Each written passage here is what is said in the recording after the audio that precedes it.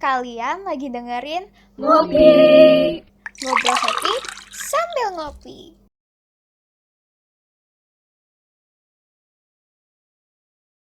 Nah, aku mau nanya nih selanjutnya. Kalau misalnya, kan kita kadang-kadang belum tahu ya, kayak skala prioritasnya tuh di mana sih nentuin apa yang harus di save, apa yang harus di spending, dan kayak kadang-kadang yang begitu tuh bikin kita tuh jadi boncos gitu, nggak tahu bedanya kapan kita save, kapan kita spend buat diri kita sendiri gitu.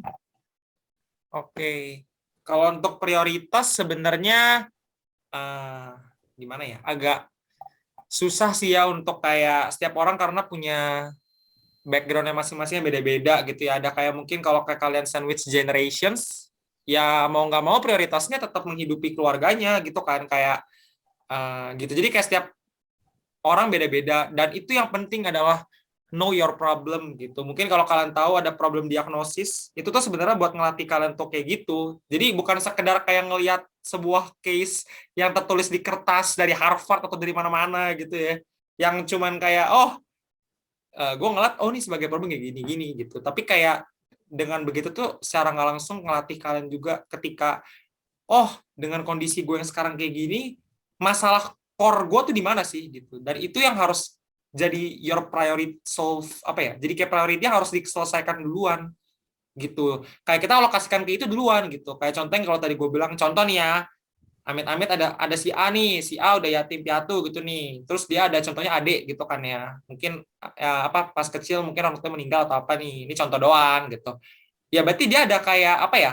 Ada kayak priority di mana dia terus tetap bantu ini adiknya gitu. Jadi sebenarnya priority dia ya untuk itu. Jadi harus allocate more tuh kebutuhan gitu. Makanya kenapa kita sedihnya sama sandwich generation adalah karena mereka butuh cost yang gede untuk kebutuhan, meanwhile keinginannya paling kayak 5%, investingnya 5%. 90% bisa dipakai buat kebutuhan gitu. Jadi Sayang banget ya. untuk menentukan prioritas, ya jadi bersyukurlah kalian yang tidak tergolong sebagai sandwich generation gitu ya. Kayak kalian punya privilege lebih, bukan sekedar untuk menikmati uh, apa investasi, tapi kalian bisa pakai itu buat keinginan juga gitu. Jadi kalian udah dipakai privilege gitu kan. Jadi kayak jangan sampai ujung-ujungnya nanti karena kalian kebanyakan keinginan, nanti di masa depan malah kalian yang bikin anak kalian jadi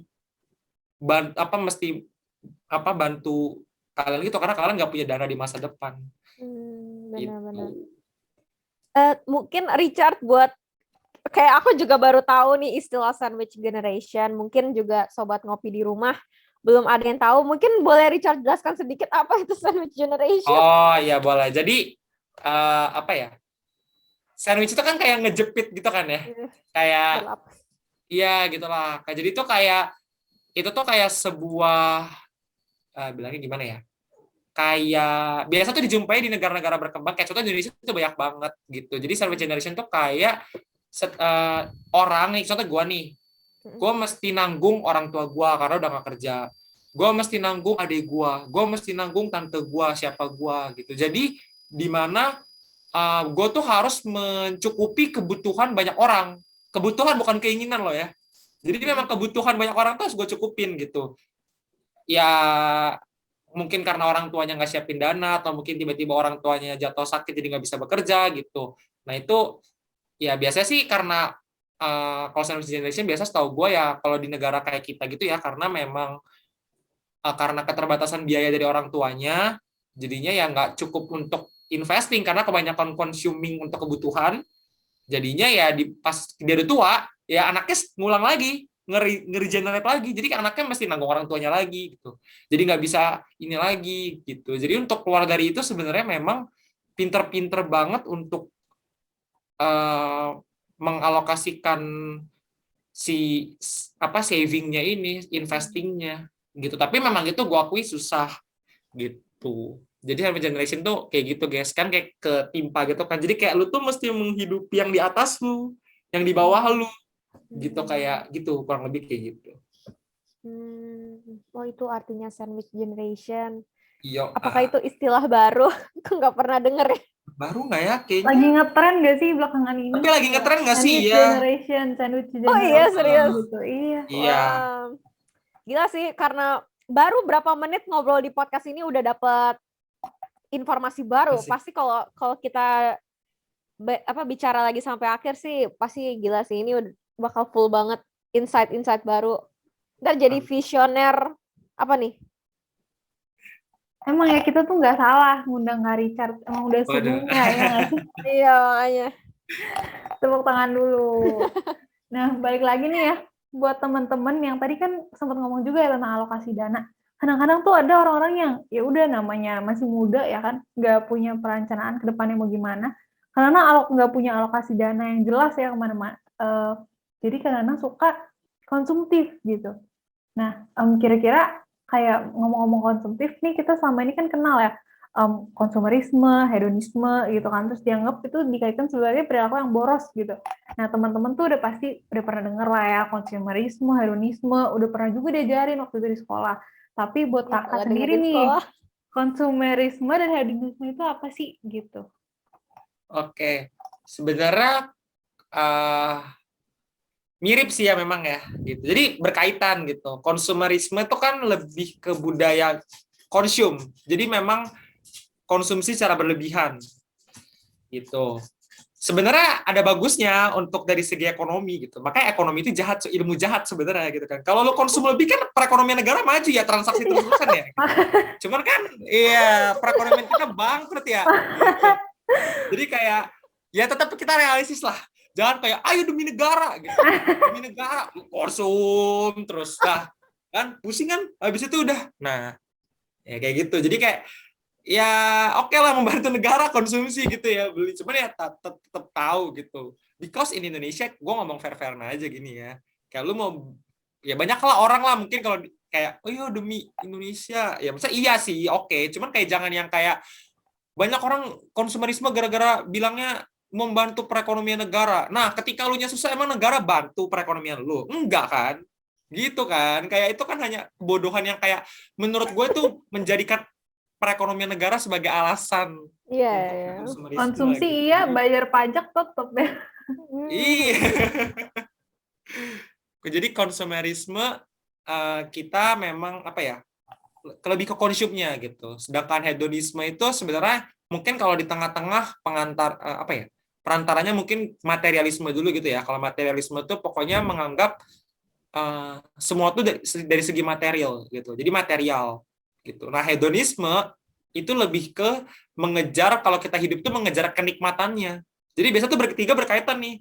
Jadi kita ngejar kenikmatannya itu dari segi material. Hedonisme nyambung nih blok sama materialisme. Nah, salah satu apa ya kayak sarananya mungkin ya kayak medianya gitu ya mediumnya gitu perantaranya gitu medium nggak tuh bahasa IPA banget medium perantaranya gitu untuk kita bisa menikmati materialnya ya dengan konsumsi yang secara berlebihan gitu jadi biasanya memang tiga hal ini nyangkut gitulah jadi kayak sepaket gitu sih bedanya sih kalau setahu gue ya. Sebenarnya agak menarik juga ya. Itu kan tadi 3 kepribadian manusia ya yang sebenarnya berhubungan dengan ilmu ekonomi. Tapi lebih ke bad side, ya nggak? Atau sebenarnya bisa baik juga kalau misalkan yang penting kayak nggak terlalu condong ke konsumtif banget. Jadi kayak dia pasti tengah-tengah. Tapi itu ada sebutannya juga nggak sih kepribadiannya mungkin apa? Kalau sebutan kepribadiannya apa kurang tahu sih ya cuman memang konsumsi gimana ya membantu ekonomi gitu itu benar gitu loh kayak transaksi gitu ya cuman kayak kembali lagi sebenarnya ekonomi itu adalah ilmu yang apa ya membantu manusia mengelola supaya apa ya dalam menghadapi scarcity atau kelangkaan gitu. Which is sebenarnya kelangkaan itu karena manusia kebanyakan konsumsi gitu. Jadi terkadang tuh ilmu ekonomi itu emang agak aneh di satu sisi, oh lo ngebantu ekonomi. Tapi di satu sisi, lo kalau konsumsi terus, contohnya nih ya, gue ngomong kasar gitu nih, gue beli buku, terus nih ngomongin buku aja nih ya, kertas terus. Ya tapi lama-lama tebang pohon. Ya dapat sih negara gitu ya kan kita beli transaksi dapat pajak masuk gitu. Tapi lama-lama rusak.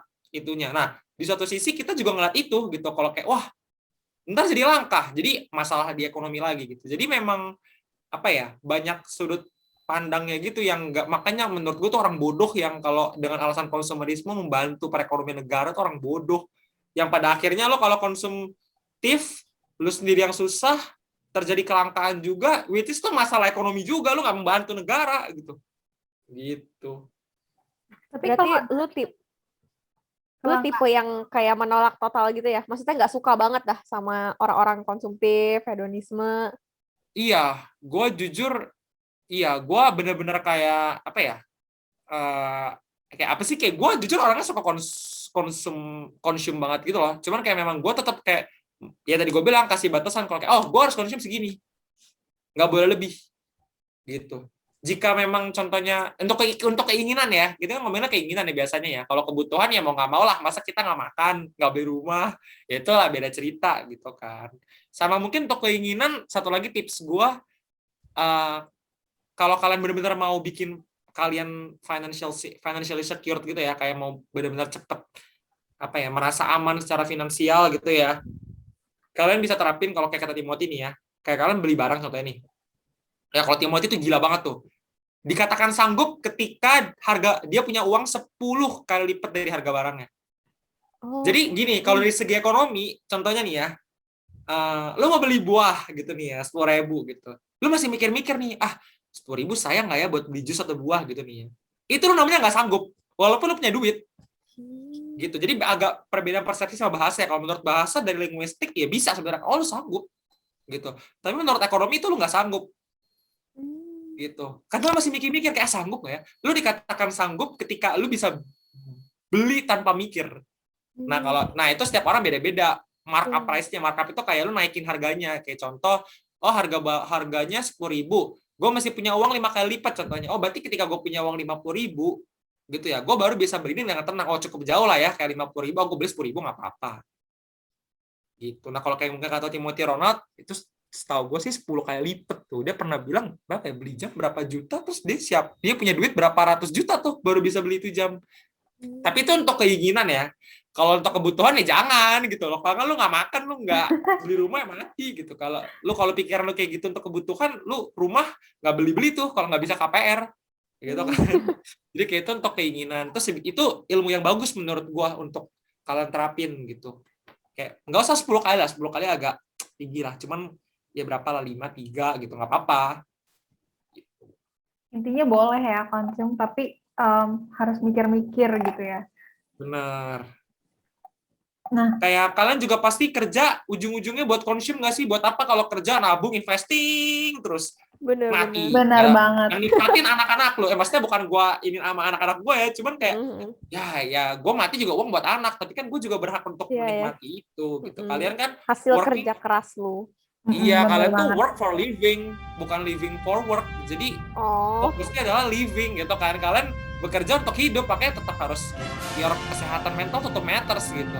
Menurut gua ya. Jadi kayak kalian kuliah gitu jangan sampai mentingin kuliahnya doang, nggak mentingin kesehatan mental, karena kalian study, working itu for living. Kalau kalian nggak mentingin itu ya berarti kalian living for studying for working buat apa? Bener. Ini quotes ya nanti editor Richard FEB 2000. Mantap banget. 2021 aja dong. Mantap banget sih. Itu jadi misi hidup gue ada sekarang. Iya, bener banget. Dapat ilmu baru. Pencerahan, ya nggak sih, Ren? Iya. Gue melihat anak UI banyak yang gimana ya, living for work, working for living, studying for living tuh agak, gue agak sedih dah, kayak oh my god. Ya udah, yang penting tuh kalian do the best and it's enough gitu loh. Kayak oke, gitu, jangan kayak dipaksa sampai kayak gitu. Manusia itu kan kita punya berbagai macam emosi ya. Kayak kita dalam satu hari aja bisa menunjukkan mood yang berbeda. Pagi hari cerah, berbunga-bunga, bahagia, gembira. Atau kita langsung bisa berubah jadi marah tanpa sebab kan. Nah, salah satunya emosi itu ada bosan, kayak kejenuhan. Lu pernah nggak sih merasa kejenuhan dalam lu mengatur keuangan lu, dalam lu investing terus, kayak apa ya? Soalnya kan kadang investing itu kan lu menahan keinginan lu, kayak keinginan manusia itu kan banyak, nggak pernah ada habis-habisnya. Itu kan sering dengar juga dong kita pepatah itu. Nah, lu Benar. pernah nggak sih merasa jenuh, dan kalau misalkan lu pernah, kira-kira gimana lu mengatasinya? Wah, itu sih sering banget ya. Jujur, Sering banget. Gak nyangka. gue kayak, udah kayak gimana ya? Makanya gue sadar, gue kan nggak mau melanggar ya. Heeh. Gue berawal dulu dari gue gedein angka keinginan gue. Jujur aja nih, gue awalnya dulu, gue gedein angka keinginan gue. Jadi keinginan gue tuh bisa sampai 60% kalau nggak salah dah. Kacau tuh, dulu tuh. Tapi ya makin kesini gue mulai kayak kecilin. Karena emang dulu tuh gue orangnya suka pergi, terus ya mungkin sampai sekarang suka gitu, kayak gue setiap pergi gitu. Cuman gimana ya? Itu kan bentuk kayak supaya tadi lu bilang supaya gue nggak apa ya? Karena gue jenuh, gue tuh orangnya gampang jenuhan gitu, gampang bosenan gitu. Jadi gue kayak gitu. Nah, masalah yang investing itu, gue tuh baru sadar akan hal gimana ya? Kayak gue tuh mulai sadar mengapa gue penting untuk nuker yang porsi investasi gue jadi porsi konsumsi gue tuker itu tadi. Itu tuh karena gimana ya? Gue mikirnya tuh buat kedepannya jujur. Kayak kita tuh uang itu bisa didapetin gitu, tapi masalah waktu itu yang kita pasti kalah gitu. Gimana caranya kita dari sekarang harus apa ya, bukan hanya invest money gitu ya, tapi invest to yourself tadi yang gue bilang gitu ya, terutama. Tapi kalau gue sih udah mulai ke invest money juga yang di instrumen keuangan kayak saham, reksadana gitu. Kayak kalian nggak apa-apa gitu loh, mungkin kalian nggak ngerti main saham gitu ya, kayak nggak usah malu. Kayak banyak anak ekonomi, lu tanya FEBUI, banyak yang nggak ngerti main saham. Gue kasih tau aja. Jadi kayak kalian jangan kayak apa ya, kayak aduh main saham buat anak ekonomi doang, nggak gitu. Kayak banyak kok yang anak FT apa jago, bahkan lebih jago daripada anak ekonomi, banyak banget. Gue kasih tau aja, itu kayak Timothy Ronald aja anak apa, SI ya kalau nggak salah deh. Jadi kayak investasi itu bukan sekedar terbatas hanya untuk orang ekonomi gitu. Kalian bisa juga, contoh nih ya, kalau boleh gue kasih option, pokoknya jangan deposit. Karena deposit udah kecil, kegerus inflasi, dimakan potong pajak berapa, 20% pula, jadi kayak udah habis duit lo. Mungkin reksadana gitu. Jadi kayak kalian tuh mikirnya gini, mencoba lo untuk berpikir ke depan, kayak mungkin reksadana tuh kayak aman gitu loh kalau kalian ambil yang reksadana pasar uang gitu ya. Nggak apa-apa ya, jangan mikirin kayak, oh 100.000 per bulan gitu ya. Kayak kalau 1 tahun 5% atau 7% atau 10% paling 100.000. Kalau kali 12 berapa? 1,2 juta setahun. Terus 1,2 juta kali 10%, setahun gue cuma dapat 120.000 gitu. Nah, kalian jangan pikir gitunya gitu loh. Kalian tuh sekaligus nanti ketika kalian nyicil 100.000 sekarang nih ya, contohnya tahun pertama udah punya 1,2 juta. Pas tahun berikutnya, itu jadi 2,4. Tahun berikutnya 3,6. Nggak berasa. Gitu. Nanti lama-lama, ya itu yang gue bilang compounding. Jadi kalian dapat, contohnya dapat yang 100.000 tadi, masukin lagi, investasiin lagi, itu ntar nambah terus gitu. Jadi bunganya kalian bungain lagi, bunganya berbunga lagi gitu. Jadi kalian mikir tuh buat kedepannya, kayak bukan masalah gue mikir cuan ya, cuman kayak gimana ya, kayak selagi bisa kita begitu, kenapa tidak ada efek compounding. Itu efek yang paling one of the best efek yang kalian bisa pakai gitu. Jadi ya nggak apa-apa gitu loh kalau kalian mau nyisihin sedikit gitu, at least ada, sekaligus tadi gue bilang ngelatih mental kalian bahwa oh dari sekarang gue harus investasi gitu. Berarti nggak apa-apa ya, sedikit demi sedikit, lama-lama jadi Iya, bukit. doi, bener, Tapi kecil-kecil balik aja ya. lagi, itu semua berarti harus dari kesadaran diri sendiri. Buat konsistensinya juga, Iya, dan itu yang konsisten memang maksud saya. susah. Kayak Itu juga dari diri bulan sendiri ini berarti ya. berhasil, baru bulan depan skip 100.000-nya mau nonton gitu. Nah itu jangan.